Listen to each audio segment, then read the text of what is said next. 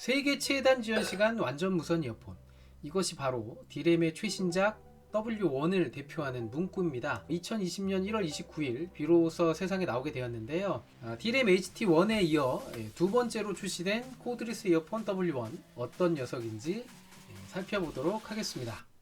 2019년 12월 21일 소니캐스트 이신열 박사님이 주최한 D램 W1 발표를 겸한 세미나 현장입니다. 저도 초대를 받아서 다녀왔는데요. 애플의 에어팟 프로가 얼마나 대단한 기술이 들어간 녀석인지, 애플 아래 요밀조밀 모여있는 이 가성비 코드리스 이어폰 시장의 경쟁이 얼마나 치열한지, 그리고 이 조그만 이어폰이 세상에 나오기까지 얼마나 많은 준비와 노력이 들어가는지 새삼 느끼게 된 그런 시간이었습니다. 저는 사실 에어팟 프로가 너무 비싸서 아씨 애플놈들 뭐 이런 욕을 하고 했었는데, 이신열 박사님은 충분히 뭐 그 정도 받을 만한 녀석이다 이런 말씀 하시더라고요. 아무튼 저는 이미 한 달 전에 이 W1 물론 시제품이긴 했지만 실물도 보고 만져도 보고 사운드까지도 들어봤는데요. 첫 느낌은 HT1보다는 디자인도 좋고 소리도 좋다 뭐 이런 느낌을 받았습니다. 시제품과는 달리 양산 제품에는 AAC 코덱이 빠졌는데요. 그때랑 비교해서 혹시라도 사운드가 좀 빠지면 어쩌나 뭐 그런 걱정을 했었는데, 결론부터 말씀드리면 그건 기우였고요. 지금부터 차근차근 한번 말씀드려보도록 하겠습니다. 일단 이 W1은 소니캐스트로부터 출시 하루 전에 무상으로 제공받은 녀석임을 밝히고요. 블랙과 화이트 중에 블랙 색상의 제품입니다. 화이트는 2월 말이나 나올 예정이라고 하네요. 박스 디자인이 전작인 뭐 D램 HT1이나 E3보다는 조금 덜 저렴해 보이죠. 이왕이면 다홍치마 보기 좋은 녀석이 맛도 좋다고, 이런 제품 박스 디자인이 또 감성의 문제 아니겠습니까? 그나마 좀 신경을 쓴 것 같아서 다행이라는 생각이 들고요. 내부 패키징은 이렇습니다. 구성품은 유닛이 들어가 있는 크레들, 추가 이어팁 2쌍, 마이크로 오핀 케이블, 설명서까지. 우선 크레들의 크기가 HT1에 비하면 완전히 작아졌습니다. 제가 일주일 정도 가지고 다녀 보니까 가방이 없어도 들고 다니기 편하더라고요. 한 손에 이렇게 쏙 들어오는 크기라서 좋았고요. 바지 주머니에 넣어도 크게 부담이 없는 크기였습니다. 뚜껑은 허니컴 패턴, HT1과 나름 패밀리룩으로 이렇게 돼 있고요. 전체적으로 무광 플라스틱을 썼는데 스크래치가 생기기 쉬운 플라스틱의 그런 품질입니다. 좀 아쉬웠어요. 그리고 HT1 때와 같이 뚜껑의 두께가 얇고 힌지 부분도 그리 튼튼해 보이는 느낌은 아니었어요. 충전 상태를 알려주는 LED는 이 안쪽에 이렇게 숨겨져 있고 무선 충전은 안 됩니다. 오핀이 사용된 점은 아무리 가격을 생각하더라도 분명히 아쉬운 부분이고요. IPX 4등급의 생활방수를 지원하는 이 유닛은 검정 콩같이 생겼는데, 크레들도 그렇고 뭐 유닛도 그렇고 곧 출시 예정인 QCY의 T4하고 대동소이한 디자인이다 이렇게 알려져 있습니다.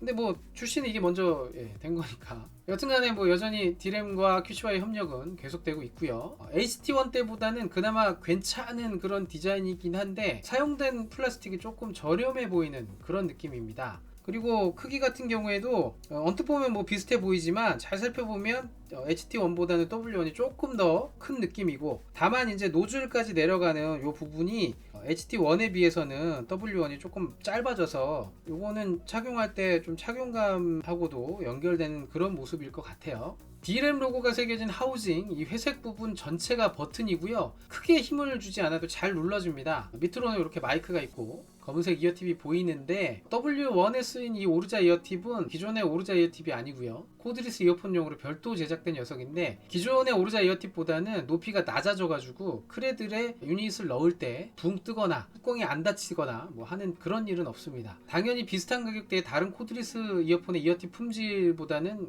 훨씬 좋고요. 의료용 실리콘 재질로 만들어졌고 필터 쪽으로 이물질이 들어가지 않게 그렇게 디자인이 됐습니다. 제가 실제로 사용을 좀 해보니까 기법 침투가 잘 안 되더라고요. 좀 묻어도 이렇게 툭툭 털고 입으로 후후 불면은 날아가는. 그리고 아마 아시는 분들은 아실 겁니다. 이어팁에 따라서 착용감도 소리도 미묘하게 바뀌는데, 이 녀석은 이거 이어팁 한번 바꿔볼까? 뭐 이런 고민을 할 필요가 전혀 없다. 이렇게 생각하시면 되겠습니다. 이 귀여운 유닛 안에는 소니캐스트의 2세대 HF 드라이버가 들어가 있고요. E3 리뷰 때에도 제가 설명드린 적이 있는데 한층 업그레이드된 2세대 자동 압력 조절 시스템이 들어가 있습니다. 저는 사실 아직도 이게 무슨 원리인지 잘 이해는 안 되는데, 그냥 뭐 쉽게 말씀드리면 이압을 줄여주고 차음성 그리고 착용감을 높여준다, 이렇게 이해하시면 됩니다. 착용을 한번 해볼까요?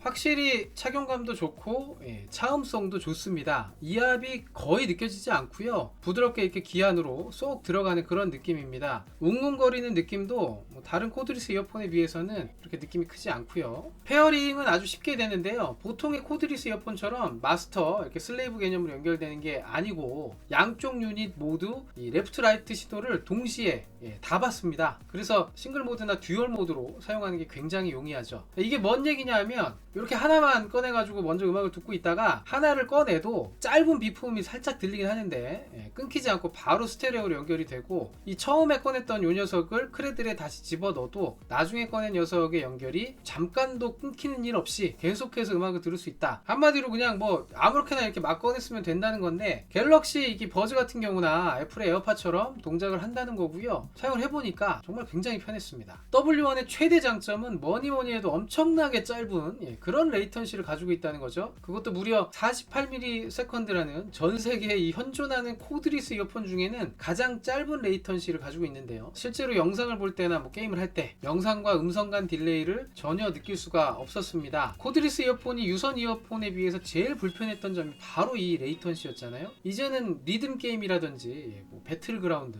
그냥 하시면 됩니다. 제가 갤럭시 S10 5G하고 아이폰 7을 쓰고 있는데요. 유튜브 영상을 볼 때는 굳이 부스트 보드 없이도 딜레이를 거의 느낄 수 없는 그런 수준이었고, 다만 이제 네이버 같은 포탈에서 재생되는 영상 같은 경우에는 확실히 부스트 모드를 켜고 껐을 때의 차이를 느낄 수가 있었습니다. 부스트 모드는 유닛 어느 쪽에나 버튼을 빠르게 이렇게 3번 누르면 띠리리, 끌 때도 역시 3번 누르면 띠리리 이렇게 꺼집니다. 자, 부스트 모드에 들어가게 되면 당연히 배터리 타임이 조금 줄어들겠죠. 그래서 필요할 때만 그렇게 사용하는 게 좋지 않을까. 이 배터리 타임 같은 경우에는 완충이 다 됐을 때 유닛 단독으로 음악 감상은 최대 5시간, 통화는 4시간까지 되고 크레들 충전이 6번까지 가능하다고 하는데 총 35시간의 음악 감상을 연속해서 재생할 수 있다고 합니다. W1의 사운드는 2019년 하반에 이어폰 타겟하고 99% 일치를 하게 이렇게 맞췄다고 해요. HT1 때는 2017년 헤드폰 하만 타겟하고 맞췄는데, 그때 이 사운드가 조금 멀리 들린다 뭐 그런 평이 좀 있었고, 제가 이전 리뷰에서 말씀드릴 때는 밸런스는 좋은데 조금 텁텁하게 들리는 그런 느낌이었다 이런 말씀도 드렸었죠. 근데 이 W1은 HT1하고는 확연하게 다른 사운드를 들려줍니다. 발표회 때와는 다르게 정식 출시 이 제품에는 AAC 코덱이 빠지고 블루투스 기본 코덱인 SBC 코덱만 단일 지원하는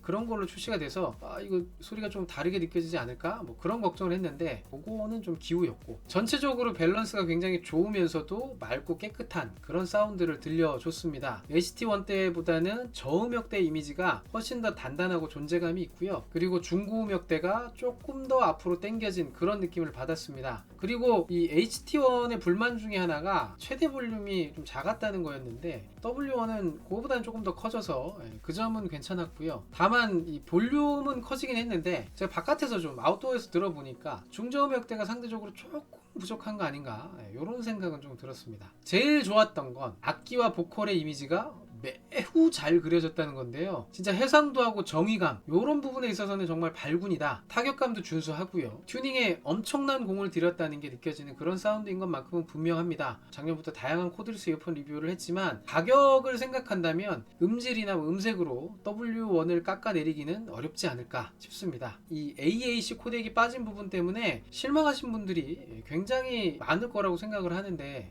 이신열 박사님으로부터 받은 이메일 내용을 좀 공유를 해드리면,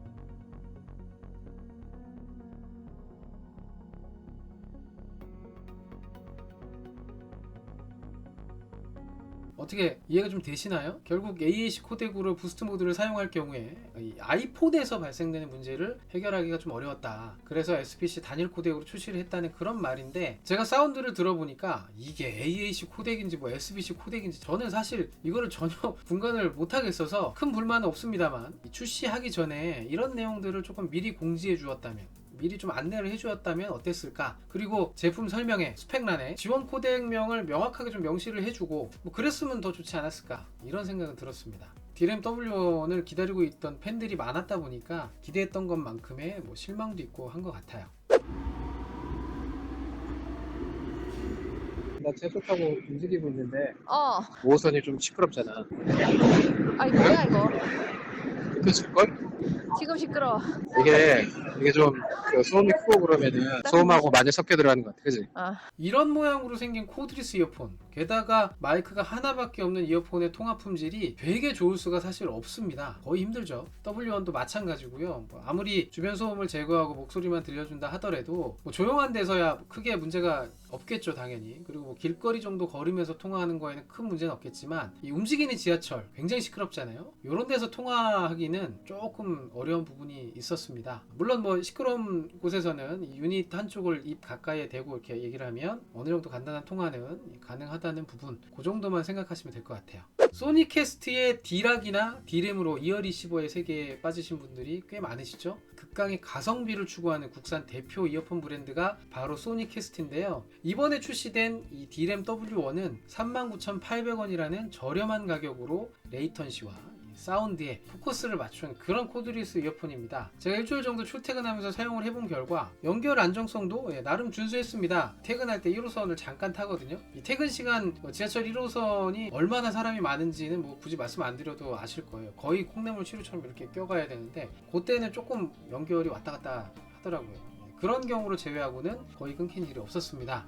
그리고 기존 HT1에 비해서는 가지고 다니기 편한 그런 사이즈와 디자인, 뭐 그런 부분까지 다 고려를 했을 때 기존 코드리스 이어폰 유저들 뿐만 아니라 신규 유저들한테도 충분히 어필할 수 있는 매력적인 녀석이라는 생각을 했습니다. 특히 이제 훌륭한 음질로 게임을 즐기시려는 분들한테는 최고의 선택이 아닐까 싶은데요. 다만 아직까지 마이크로 5핀을 지원한다는 부분이나 무선 충전이 안 되는 부분, 그리고 조금은 저렴해 보이는 이 플라스틱 소재, 그리고 제품 마감까지, 이런 부분들은 가격을 생각하더라도 여전히 아쉬운 부분입니다. 올해 하반기에 이런 아쉬움들을 개선한 W1 프로를 출시한다고 하니까 즐거운 마음으로 기다려보도록 하겠습니다. 오늘 영상은 여기까지고요. 시청해주셔서 대단히 감사합니다. 구독과 좋아요 부탁드리고 다음 영상에서 또 뵐게요.